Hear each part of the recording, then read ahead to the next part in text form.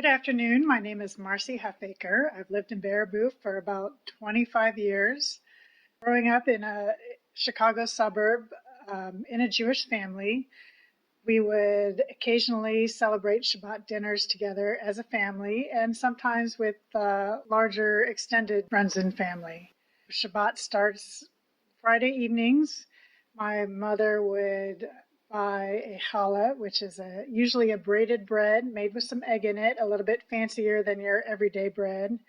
We would always have wine, also light candles with special Shabbat candlesticks, and a little bit more special of a meal. Shabbat is the beginning of the Jewish Day of Rest that begins Friday evening and ends Saturday evening at sundown.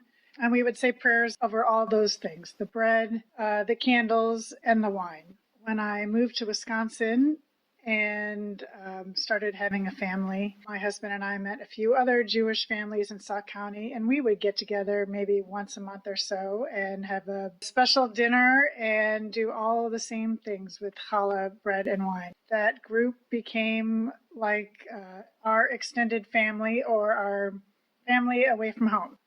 And that was also very special. But the time that stands out to me as most special is during COVID. Our oldest son was in college, about 2 hours north of us, and the twins were spending the semester at an environmental boarding school about 4 hours north of us. So my husband and I were getting a practice chance at empty nesting, and we enjoyed that very much. But then COVID hit, and one by one they came home, and pretty soon we were again a family of 5 living in a small house with not much going on.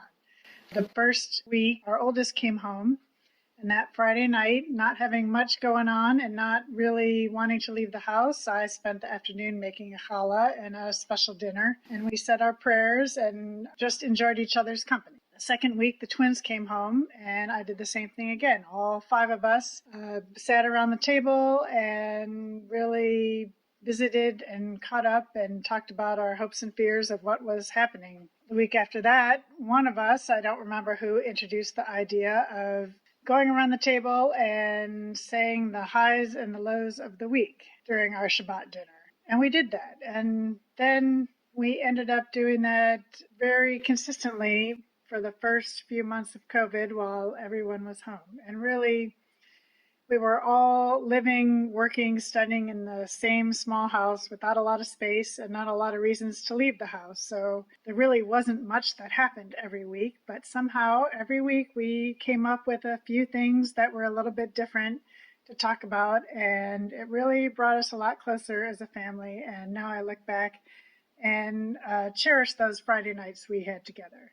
So for me, that time period really showed me the value of Shabbat dinners together with family and loved ones, and the importance of slowing down and taking time out to spend time with your loved ones.